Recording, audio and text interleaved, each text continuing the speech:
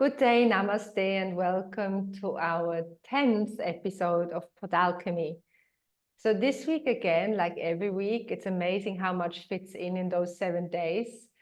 In terms of emotions and processing, a lot has been going on in Portugal and in Goa for both of us.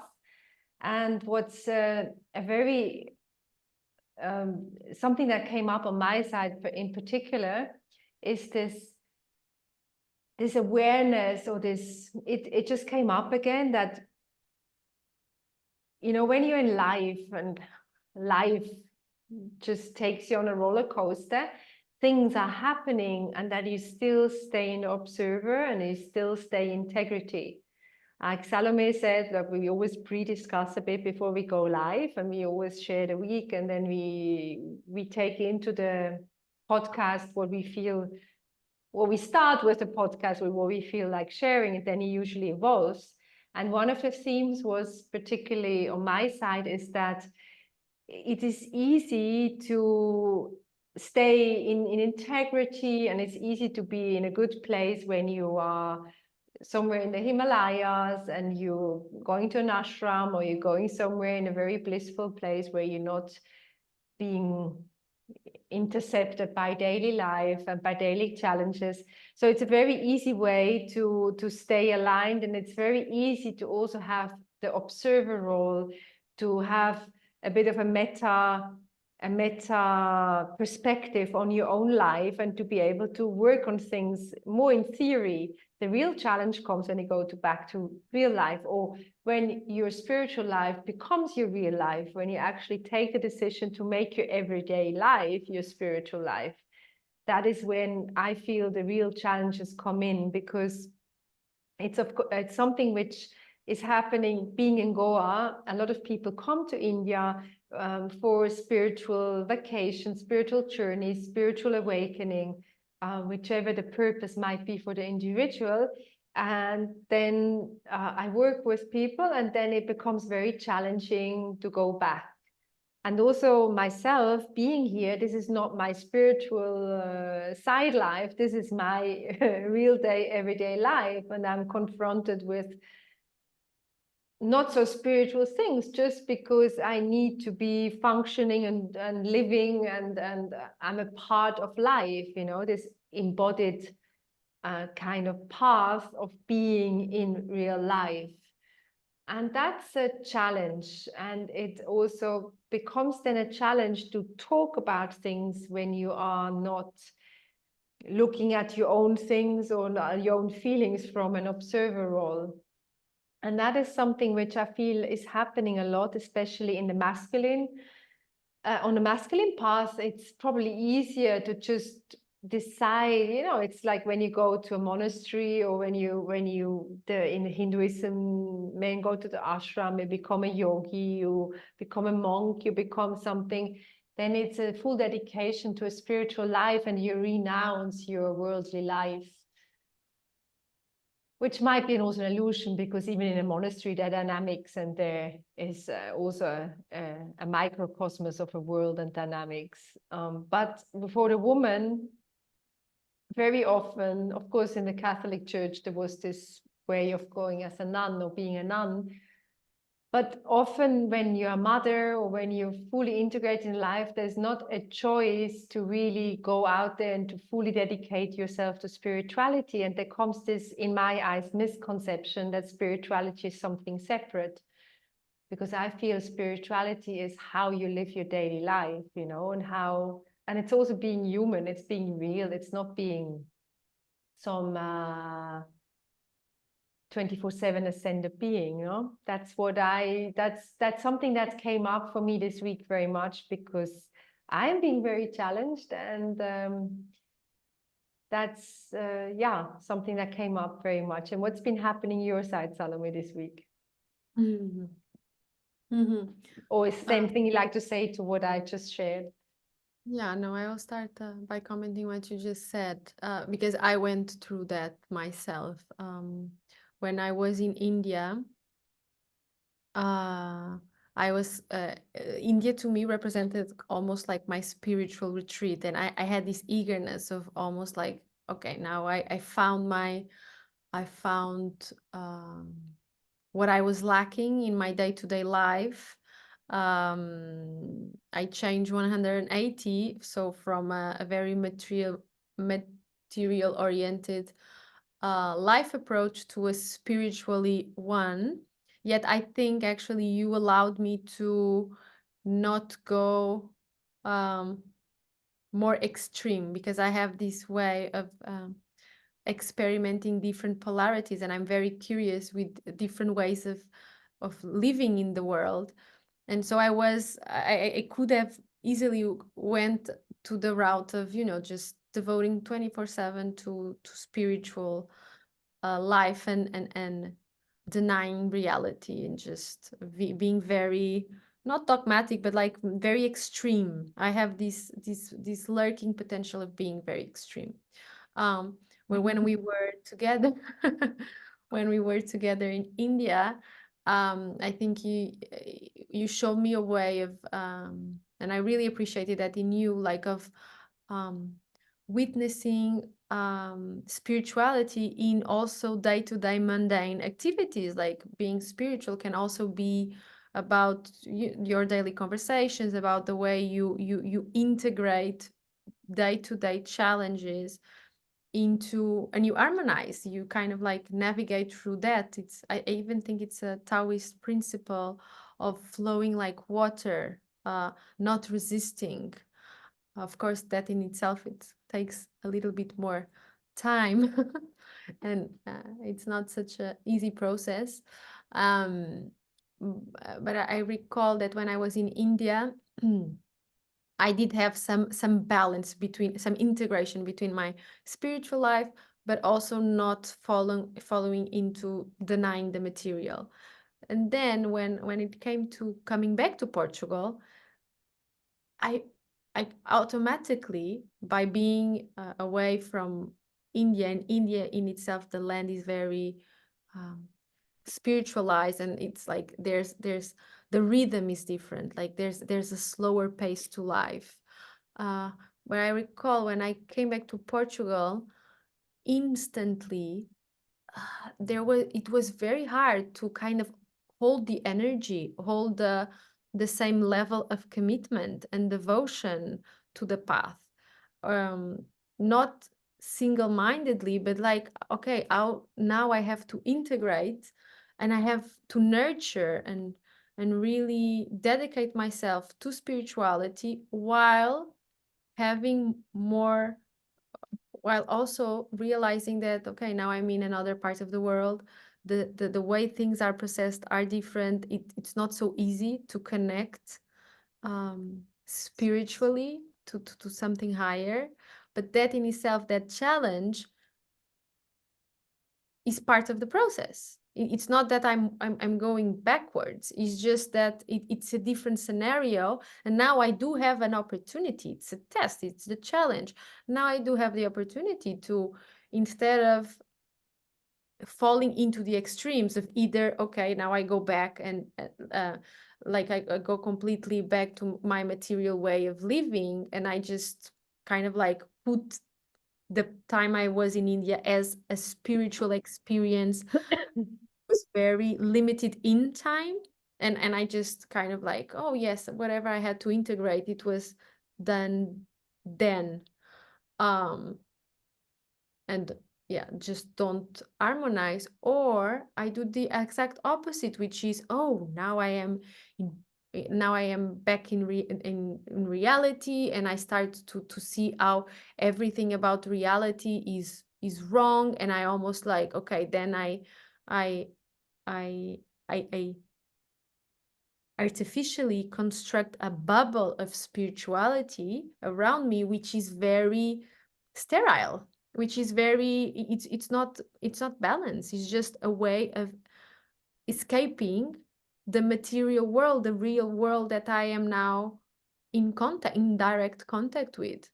So either one option or the other, in itself, is a trap. I feel like I feel very strongly that it's part of the challenge to come back home, and to solidify what you learned, and may integrate spirituality as you would any relationship, as you would a romantic bond, a marriage, as you would a child, as you would a professional endeavor. It's part of life. And it will be more challenging sometimes, it will be less challenging other times. There's a separation of the inner being, yeah, the spiritual being, and then you have the day-to-day being, right? You have got the spiritual being, which is praying, meditating, do yoga excessively during a certain period of time, and you fully devote yourself to that. And then you switch that button off and you switch the other one on, and then you're the worldly, the mundane person. It doesn't work like that. It's just it's a total soul. It tears your soul apart because the soul wants to stay in the spiritual all the time. And yes, I totally understand the longing to be fully outside of the mundane world, because let's be honest, day-to-day life is the matrix is pretty tight, and it's not ideal, but we can change our life circumstances. We can change our life circumstances, but it's this blissing out. And what is so important in that is to keep a certain structure, to keep a certain routine, to keep on meditating, to keep you doing your practice, even when you're busy, even when you're working, when you have family, when you have this, when you have that, to have this pratyahara, this regularity, this following things, yes, it's then maybe that 1 hour a day that also feels like a separation, that you actually go into your spiritual hour. But if you do not keep doing it, then it gets lost and you go totally back. So that's a beginner's guide to keep spirituality integrated in daily life. So what really helped me a lot is when I was exactly starting off like that. I was doing a lot of retreats, and I was mostly, with me, it was Turkey or France. So I was going to retreats, and then I came back as a total normal being and was just acting like before. But then I had the other retreat in 2 months' time, and I was looking forward to again. And I went there again, it was fully spiritual and om and bliss and whatever. And then I went back again and being totally not there. What really helped me is this online settings. I was, for maybe 3 or 4 years, I was in groups, in online groups of like-minded or like-challenged beings who went through the same process of actually wanting to live their own spirituality and to actually become best version of themselves and to individuate their beings. And not just to bliss out. It helps to go to these retreats, but it's really very helpful to have a certain container, accountability partners who call you out on your self-deceptions, who keep a mirror in front of your eyes. Because let's be honest, in daily life, you have a lot of people with a lot of self-interest who do not want to call you out on your things because it serves the purpose of theirs. So to have somebody who has no interest in is not attached to any outcome of your decisions is incredibly valuable. So it's very, very, very good to have accountability partners, somebody who you get regularly in touch with, to call each other out on what you see, and maybe call them out by mistake. Maybe it's not even a calling out, but then the person who calls out learns something from it. And there's such a process, there's such an interaction, such a process, which is so important for, to also avoid traps, to avoid falling back into the old ways. So many things we do because we feel we need to do it because of those blind spots that we do not see ourselves, or because of deep old wounding. So we do this repetitive familiar patterns that our family did. So everybody in the family there's this, so I also need to do that. So this conditioning, of what is required, and then you are for a few weeks away, especially to India, which is so much associated with spirituality, and you make all sorts of vows and decisions of life. No, I want to do this, and I want to fully devote myself to that, and that's just what I want. And not just a week, like 2 days later, you talk to the same beings and they are fully sucked into this vortex again of the before life, and then there's bad conscience coming up, guilt coming up for even having had the thoughts to escape that reality. So it's quite a challenging phase, and it's a very tiring phase for everybody involved.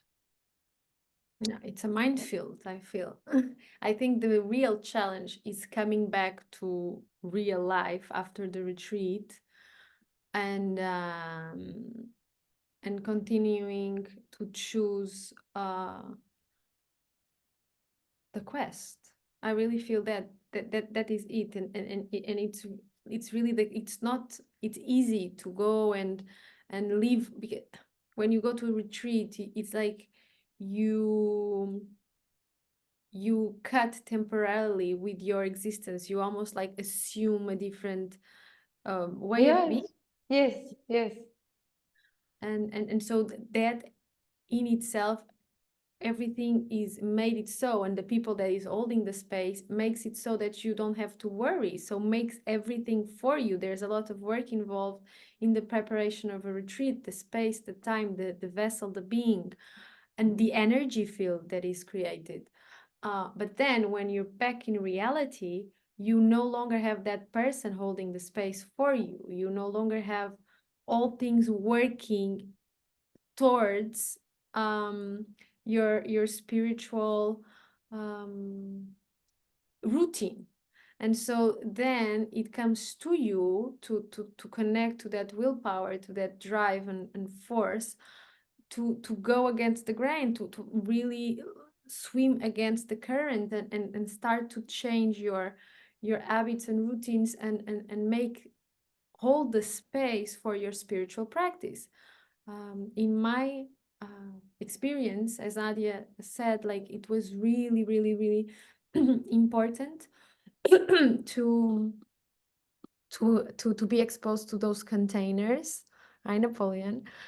To those containers, online containers, because I did not have in my life, I did not have, my family did not share my spiritual practice, nor my proximate friends.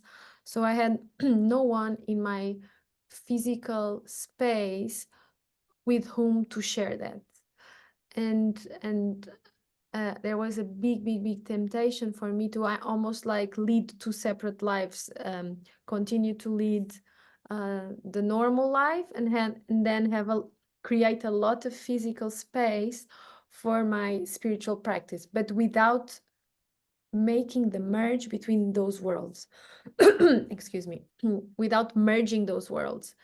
And that was a process in itself. I had that, but then I started to feel alone, like, and I started to feel, no, I want to continue to, I want to have other people that are in different stages of their spiritual path, but I want to have that sense of community. And I want I realized within me that I was starting to be a little bit self-absorbed with my own spiritual practice. But in itself, I was not growing so much because I was kind of like trapped in a loop. My spiritual practice was like only me and my relationship with God, but then I did not have outside spiritual mirrors to help me. And that changed dramatically when I started to have these forums where people were also committed to integrate their spirituality into their life. And that's where I feel like I also gave like big quantum leaps of awareness of realizing also like that other people's problems also they all, you're not alone. Like the other people share the same. It's not just teacher student. It's like you sit together in the same boat. yes, and that in itself is so beautiful. And also it gets me out of my self-concern, like even when I start to share my challenges, and my flaws and my vulnerabilities and my process, my deep processes, suddenly like I have other people that resonate with parts, and then I like the guilt, the shame is over, because suddenly I think, oh, there's okay, there might be something that I want to correct about myself, but it's not wrong in itself. It's just part of the process of being human. And the thing is that the way that we are conditioned, are we back with conditioning, but we have certain glasses that we're wearing. And then we get ripped out of this energy field that we grew up in, or that we live in, that we have attachments to. We go out and we have a way better, clearer view on our lives. But when we go back in, there is so much subtlety, or maybe not so subtle, suggestions and feedbacks and whatever. Oh, you're weird, you changed, whatever. Or it's just the way it's lived that you feel, oh my God, I'm wrong. I'm actually wrong, you know. Often you're being called egoistic or irresponsible, or you're not doing this and whatever.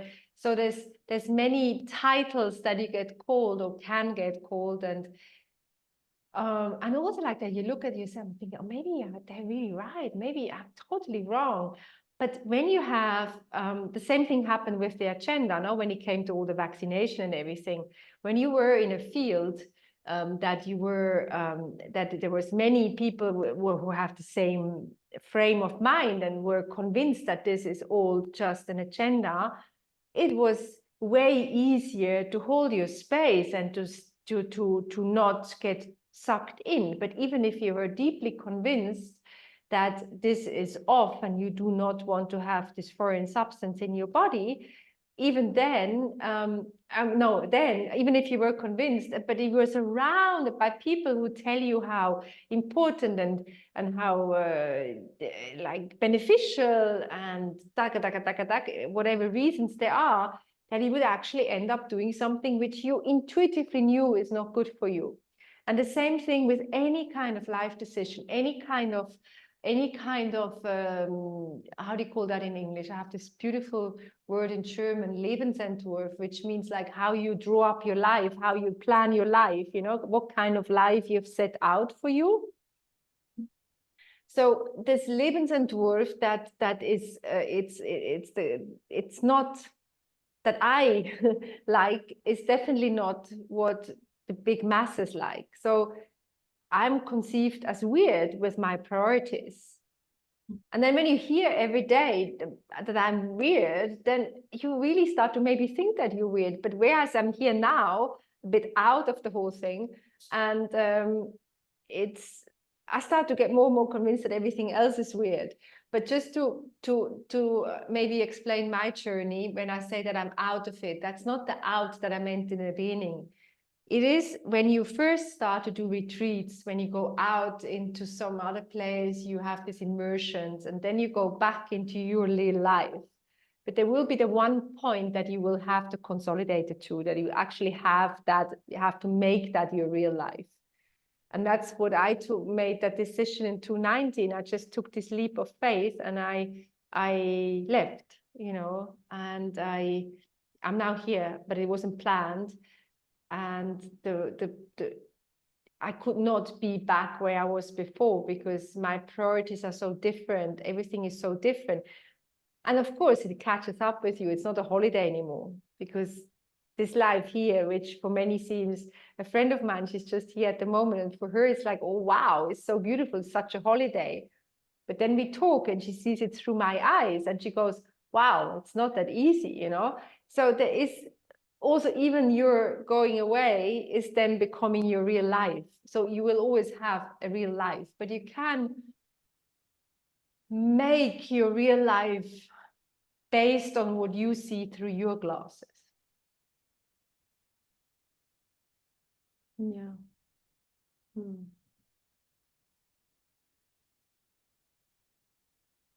I'm absorbing that. Yes. What you're saying. Wait a minute. Yeah.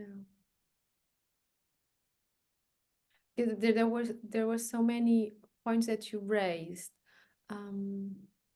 I want to go back to the one where you are talking about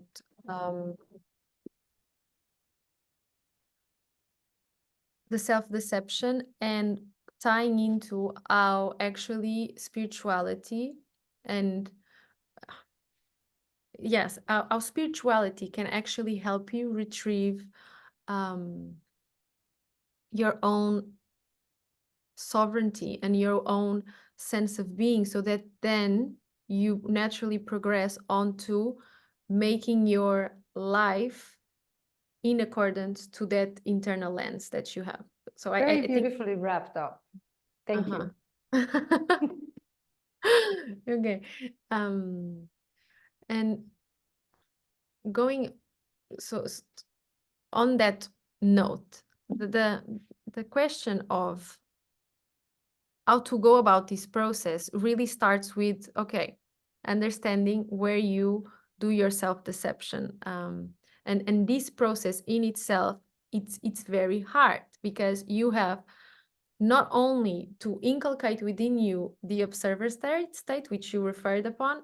It's like this consciousness that it's not triggered, that it's connected to the higher self, that it's very calm and centered, and which is so hard to inculcate in day-to-day life. It's like a muscle. You build that muscle as you go about and really devote time and space to your spiritual routine, and you can achieve that state of consciousness through different practices. Yoga is one of them, meditation, but also there are another modalities.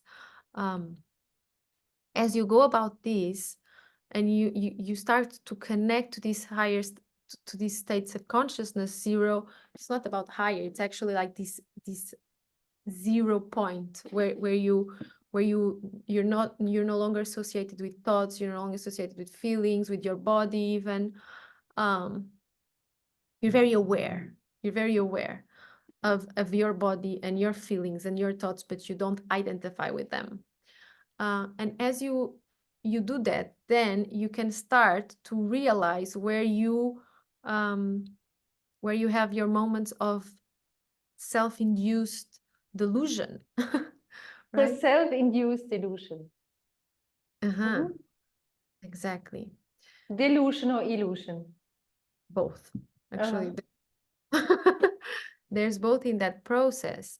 The hard part is when reality is not matching the answers that spirituality is giving you, and it's through that 0 point consciousness. So it's coming, it's not someone telling you, it comes from you. But then when reality is still not matching that, there is a big temptation to go back, because you think that your 0 point consciousness, this state that came from you and flow from you, you start to doubt it. You start to think, but maybe this is the delusion in itself, and what everyone is saying is right. And that is also where conditioning comes. Because what is conditioning is just the repetitive narratives that you've been listening and outsourcing, substituting your real knowing, your real I, your grounded consciousness. That is hard, because you will have like a small fraction, like really a small fraction of time where you are connected with that stream of consciousness, versus the like time and time and time and repetitive stories, and actually your experience, your direct experience will go against your zero consciousness, what everyone is saying, what the common narrative is all about. And this is where it's so important not to give up and really have that bearers of light in your life, which can come from online community, or like if you have a dedicated teacher with you, with whom you work with, or like really holding the space for like really connecting and asking God, like really strengthening your relationship to God, you can do that by yourself, by dedicated practice, but it does involve a lot of committed will.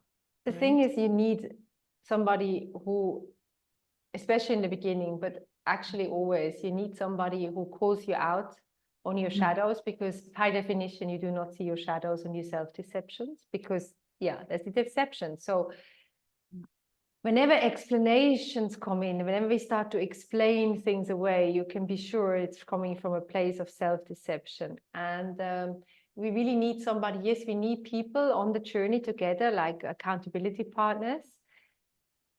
Souls on the journey, we need both. We need those ones, and we need somebody who has walked the path before, who can also show us the potholes and the bumps and the obstacles and sees them clearly, you know, and is not going through the same experience at the moment, because it already has that kind of meta perspective on it. And that can be in certain parts, that can be one person, in certain other fragments it can be another person, but it needs to be, it's very important. Yes, it has to come from within. Yes, it has to come from within your own discernment. Yet the boogie traps and everything, they're so big, there's so much deception out there. You really need somebody who guides you along the way, not a guru, but a guide.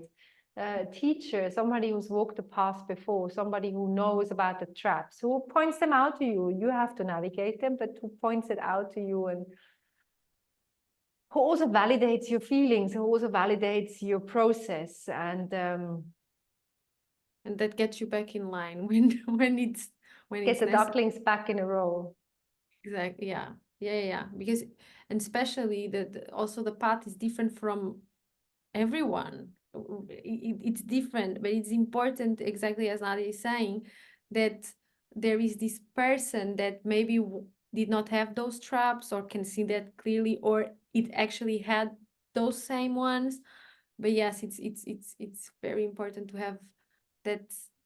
But the thing that everybody has coming from the West, everybody is too busy to do their practice, too busy to do what needs to be done. It's always some excuse, some reason, some duties, responsibilities, why you cannot do your practice, why you cannot stay with it, why you cannot go deeper in it. And it doesn't matter what you do, where you are. If you don't have, actually Laura said that, if you don't have 20 minutes, or she quoted somebody, if you don't have 20 minutes to meditate, then meditate 1 hour, you know.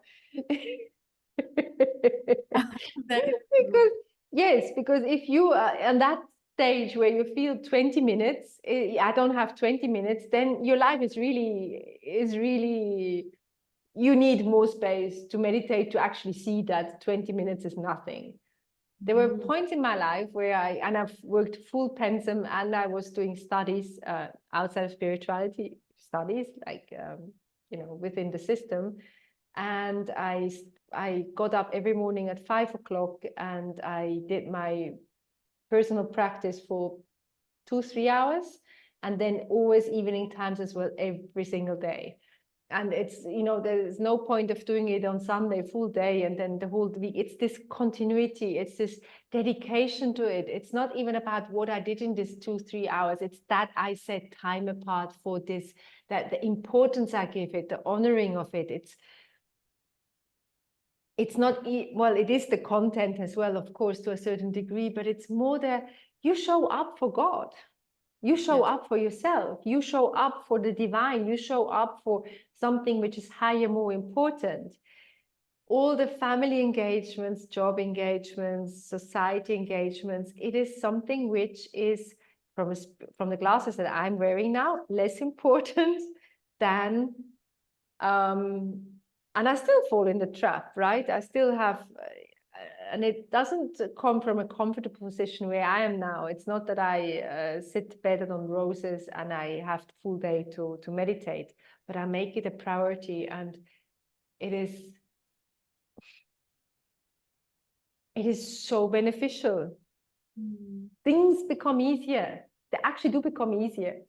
to handle. It's not that the challenges become simpler, but the way you handle them becomes easier. Yes, definitely. Like the psychic strength also.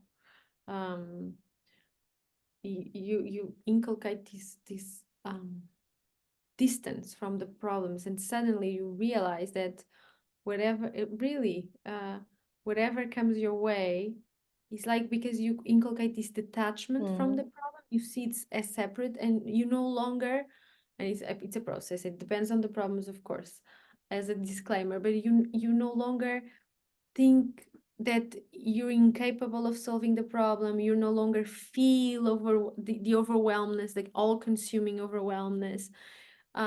It's really this identification, and by creating this separation between you and the problem, like you will always also become almost instantly more resourceful, more, because it's like you are creating a person outside of you to solve the problem for you in a way. It's also like, like a muscle that you train. definitely it's a muscle. Yes, yes, yes. And you develop, I see, as I develop my spiritual practice, how my other skills are improving too, like my focus, my drive, my willingness to sacrifice, the way I harmonize emotions. I have, oh, the mood swings. I have very intense mood swings, and they are being, I still have them, but they are more balanced. They are more manageable also. You're Even still like you. I'm still, yes, but it's just the way it's easier to be me. Let's put it. I still, but it's easier. It's like suddenly, whatever God gave me, and before I used to complain to God, why did you do this to myself? It's again, it's you leave the victim, and you empower yourself, and you start to take ownership for you, and I feel like then the next step would be like one day I'm so grateful. I'm so very grateful Oh, that thank I'm, you for the challenges. yes. But I I think think, you've actually gone through a very interesting week in that regard, because I mean, Salome, you really do all the practice. You do it regularly. You do it diligently. You really dedicate a lot to spirituality. You make it your You do make it your priority. That is very clear, and you're very dedicated to it. And then there is the next level, or the next stage, that even when you make it your priority, you can also fall into spiritual traps, right? You can also fall into other like things that you hold within. It's like you transmute this one like this draw to the material world, this draw to where you come from, this matrix. You've totally changed your lifestyle. You've totally changed your routine, your priorities, your job, everything. You've totally changed your life fully around. Yet you're still being Salome, right? So you still take Salome into the next step. So though it's so interesting how then certain aspects, certain fragments of your personality then find spiritual ways of expressing the shadows, or like you just dress them up differently, no? yeah. It's, yes, I improved the couture. Yes, like you just put on a different costume and they have upgraded. Yes, it's true. Yeah. Because until it's like, until you really solve, like I can share this on my journey. I realized that I have a fragmentation of self, and I have holes within my, and I have this, I can really say I have a big hole in my heart. There's a big hole, and all different lineages, spiritual teachers have all referred to that the holes that we carry within, they represent the cut from essence, from God, from the divine, and I do feel that I do feel that the biggest disconnection I have to the divine is through the heart, is really through the heart. So self-love and love for others are compromised, because I'm not connected to source. And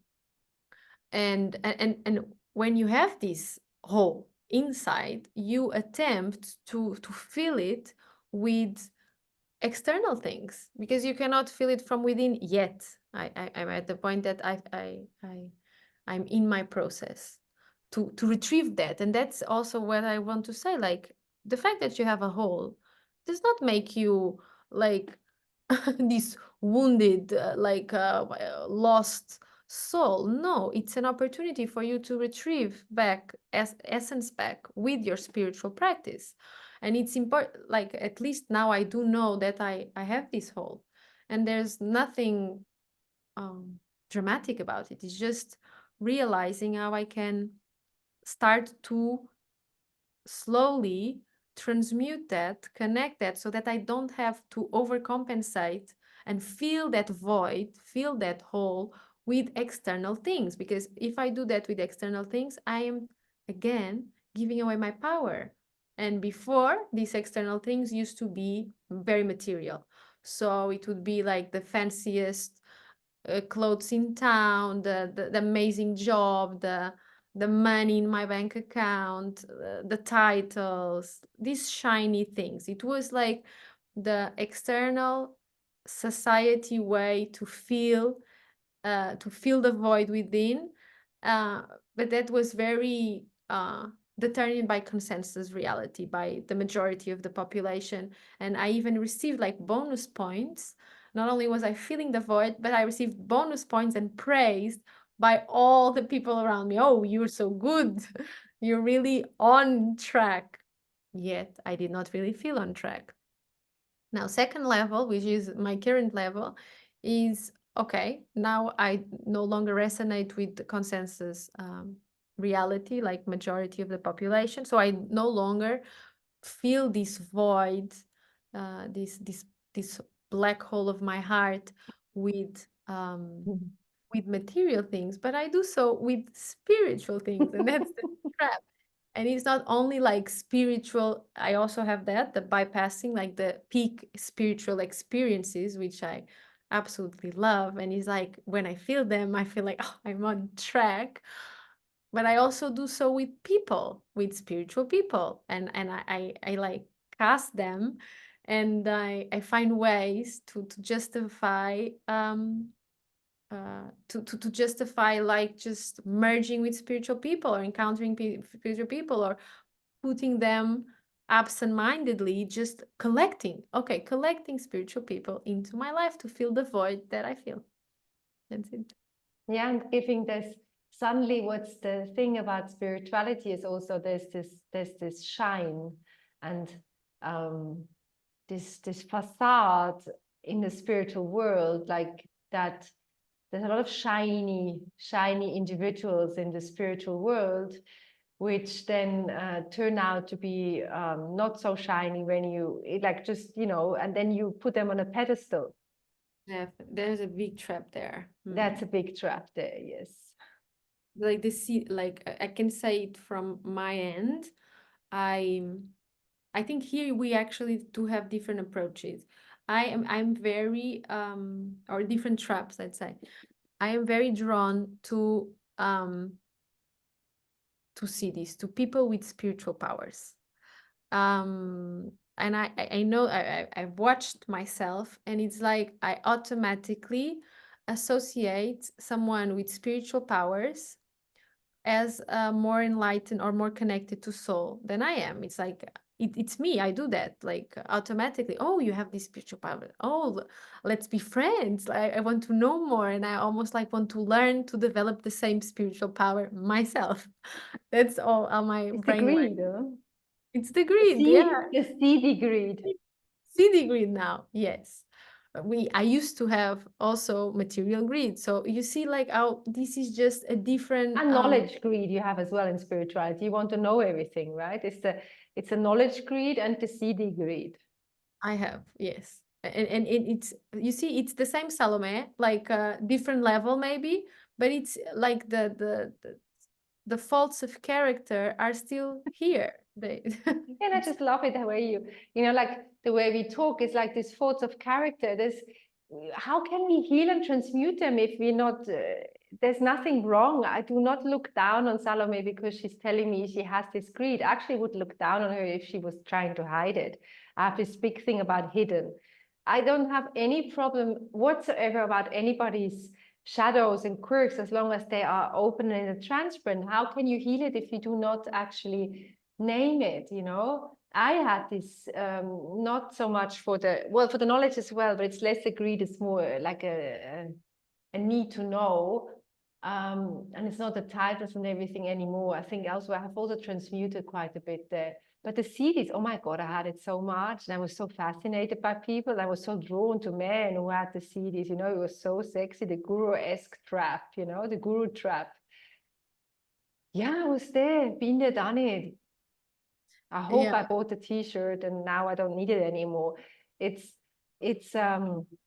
and then when you start to realize how your CDs actually, CDs is the powers you have, the spiritual powers like clairvoyance, clairsentience, all this kind of energetic powers that one has, or talents or perceptions.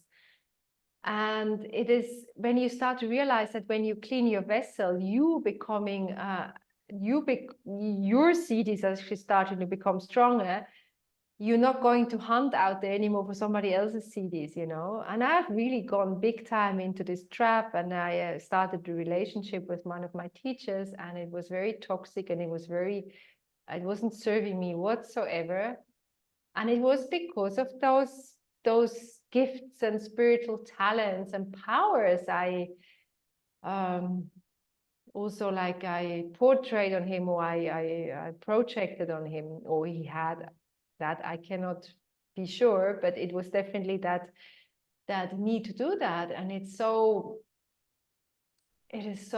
did not serve me whatsoever. It's so important also, this discernment. And you know, the CDs, those powers, those spiritual powers, they need to be aligned with the heart. They need to be aligned, and they need to be cleaned. Because if you have those powers, the greed for having those powers and not aligning it with your heart is very toxic, and it actually becomes it's dangerous as well. Oh, definitely. But that's another thing. So you have this greed for things, and then when you just transfer your unhealed sides onto the new thing, you know. Yes, just quickly to touch upon this, the CD thing. I just feel it's very important to say really to people.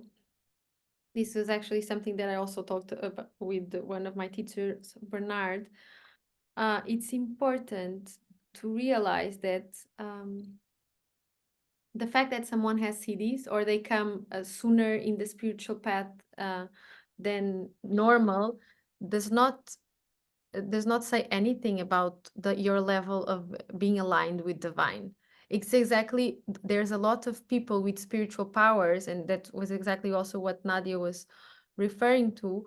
There's a lot of people who have a spiritual, are like heightened senses, like really have some gifts, some spiritual gifts, and that they are not aligned with the divine. They can even be aligned with either shadow aspects of their personality, or even demonic entities, or Yes. I want to call it. So what I really find on my own path is, there was like this big trap of me. I was developing my CDs, and it was very fast, and my ego was taking control of that, and I was automatically identifying myself with the spiritual powers. This is a big trap if you have that early on in your path. It's still happening to me. It's something that I'm still processing. But that actually I realized that the fact that I was developing this so early was compromising my growth. I actually was doing worse than good in a lot of aspects. It was challenging. It was harder to tame my ego as I was developing all these like extrasensorial senses and even like these very strong intuitions, and you can even get paranoid. You can even like get your psyche can not be prepared to hold to hold the space to really You need to I think strengthen your vessel, your physical, your emotional, and then your spiritual vessel before you can expand and ascend. exactly. So yes, And exactly. align. You need to align it and strengthen your spiritual, physical, and emotional body before you can ascend. And there's such a greed for ascension. There's such a, yeah, and temptation. There's a lot of temptations, really. And if with me, like I have a Scorpio position, which is all about um, power. Like it's the dark triad. It's money, power, and sex. No, and it's exerting that over others. So it's binding others' will to my own, and if it's not aligned with the divine, this is actually the path towards like really dark stuff happening in your life. Black It's magic. black magic. Yes, yes, yes, yes, yes. This It's is like it's the same. It's just feeding. It's just in the service of a different with a different purpose. You're doing the same thing, but just for a different purpose, for your own greed, for your own ego, for power. You don't do it for the good, for the no, better of the world, for yourself, like your intentions are very egoic. it's the inversion of it all. It's the inversion of values. It's yeah, And a it's lot in the spiritual world is about ego. A lot is about, there's a lot about that. And we actually just had this discussion, but it's kind of, it's maybe we can talk about this another time, but we've just had this discussion about, the religious, or like the people who have really not touched upon the spirituality, because in the spirituality, it's become like that when you said, like, you take your shadow sides, you just take them from one field to another field, but if you do not transmute them, you just live the same shadow. So it happens in the yoga world. Like my friend, she's also taking yoga classes at the moment, and she's very new to the whole yoga thing. And I, I've just explained her a bit about what yoga is actually standing for and what the background of it is. And then she said, like, well, but why is then everybody so, like, why is it so about the body image? Why is it so about the body image if it's actually not about the body image? You're just telling me it's not about the body image, and everybody I see teaching it's about who looks best. And that's true. It is that's basically that same shadow then just taken over to another field, but we can touch upon that at another time. I think that would just take us somewhere completely different. But that's really it. It's like, it's when we have unhealed aspects within ourselves, it doesn't matter in which world we navigate, we will always find a way to lift them. And unfortunately, being in the spiritual world doesn't mean that you're spiritually aligned. There's some people who do not call themselves spiritual, who do not even know about the terminology spirituality, who are way more spiritual than many, many in the so-called spiritual world. Mm-hmm. Yeah. That is, yes. It's really something that one can never like attest to your level of alignment to the divine. It's very individual and particular to each human being and to each path. And we are very gifted. We were given very different gifts, mhm. We were given very different gifts, and it's kind of beyond me how you can like how you can exploit your gifts that you were given. It's a gift, but the temptation is very big, and as I'm not there to actually really and also that's where it's easy for me to talk about that, because who knows, like, give me the test and put me out there and give me the choice to make millions on a gift that I was given by God, or to struggle with my making ends meet, you know. And it's easy to judge for me because I'm not in this position to choose at the moment. I'm not having a choice of like selling my soul or earning millions. I'm not giving that choice at the moment. And then, of course, the trap is that then, okay, given the example that I was offered millions to sell my soul, literally, I would find ways to explain away that this selling my soul is actually serving to generate money for a bigger, better project, you know.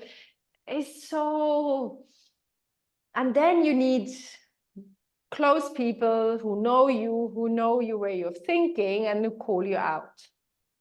Because that's what we need. I think we all have it in us to fall for those traps. We all have it in us. And it's like sometimes there's certain things I can talk about without sitting on a high horse, because I've lived it, I've done it, and I know what it feels like, and I know I would not fall for this trap, or I have fallen for this trap, and I definitely have like the guru thing, I've transmuted it. But there are things that I have never been exposed to, that I haven't had to choose, you know, and it's easy to sit on a high horse and to judge people who do it if you do not actually know how, you know, you would feel like if you really do not have any bread to put on your table, or if your loved ones are threatened, or many, many, many things can come up. But it's the more you actually do things and the less you just talk, the more you make the experiences yourself, and you can actually really grow with that. Because if you just do it in theory, you will never really feel the challenges. You know, you do not have to feel the challenge of not having money to put food on your plate if you have a very safe job and you do spirituality on the weekends. You know, you just don't have the experience. I'm not saying you need to go through that. Not everybody needs to go through that experience either, because some people have done it in other lifetimes. But I'm just saying it's easy to talk about things that you haven't actually lived, and different aspects of your personalities pop up. You know, if Salome was still a corporate lawyer, if she was fully into this whole matrix world, she would not be exposed to this spiritual greed, you know, because she just doesn't bother about that. You know, it wouldn't be exposed to her because she's actually living a normal life. That's just, and she's appreciated for her brains, her skills, her public persona, and she wouldn't have to feel the pain of this greed that's coming up now, you know. Like I would never have had to feel the pain, like, oh my God, how much they judged those women who fell into this guru trap. It was easy because I didn't meet this person who would lead me to the trap, you know. I didn't I didn't meet the chocolate cake on a diet. So yeah,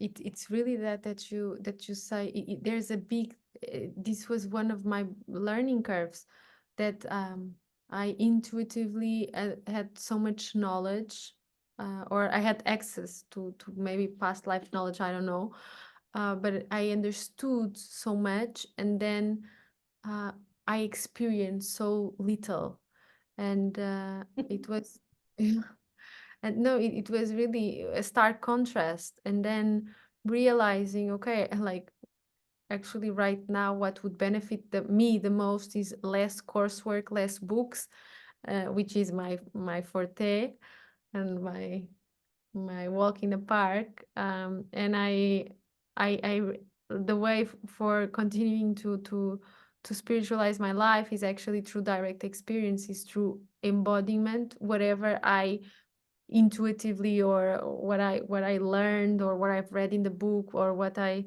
resonate to spiritually, it starts to bring that content to my life and to my daily choices, and really put myself through the experience that I fear the most. exactly. Because in the West, you would have, in the Western or in the conditioning that, you know, you have this strong muscle brain, then it would be logical just to feed that and to not bother about what you still need to integrate. But it's about the balance as well. It doesn't mean that you cannot feed your brain, but you need to integrate it as well. So you're actually investing time into something that you have resistance with because it serves you.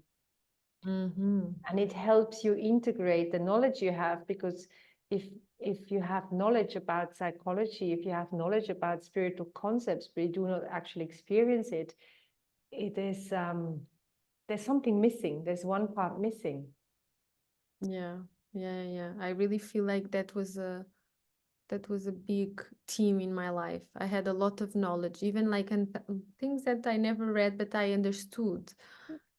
Because Yet, you're intelligent, but I also feel that it's not just the intelligence, you do have some, yeah, you must have lived a life in these realms. It's not especially psychological realms. It's something which is very familiar to you. It's very logical to you. it's true. Yeah, you've definitely been there before. Yeah. But now in this lifetime, really the what has been my biggest leaps have been all in the through direct experience. They have not come through reading a book, through doing a course. It's really I really see that even now as I continue to have to um, I continue to study. I love to study. But I see how my biggest leaps or like insights, realizations, they are not coming from the study and the books and the courses. They are coming really life decisions. They are coming through like conflicts with people. They are coming through like really mundane, trivial things, and that's where I'm being challenged or invited. Okay, now if you know this, now apply it here, where it actually pains you. Here, when you would love to turn the blind eye and like pretend that you don't really feel the conflict, pretend that you don't really notice how you have an objection of consciousness. That has been very clear to me, that my consciousness now does not allow me to do things that previously I would do it blindly. So yes, I think we are done for today with our sharings. It's always quite a journey. Yes. We always know where to begin. I mean, not always, but we generally have a team for our sessions. But then it's like this feeling, you hop on a train and you don't really know where the destination will lead. And I kind of warm up more with when the time comes. Like in the beginning, it sometimes feels a bit, it's like checking out the waters and then it starts to flow, right? Definitely. It's always like this. More resistance in the beginning. That's why we also make it so that it's a long conversation, but also to invite you to really take this example and do that in your life. You cannot go deep within like 10 minutes. Not possible. It's not You have to possible. warm up. You have to warm up your system, your senses, yeah, allow yourself this long time span, attention span, allow yourself this time also to indulge. You cannot go deep in anything. Yes, we are there. No, we cannot go deep in anything with just 10, 15 minutes. And also this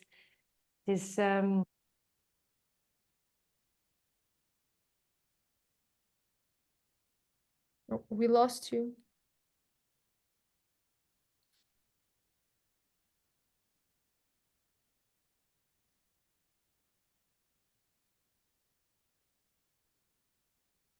Well, I think it's it for today.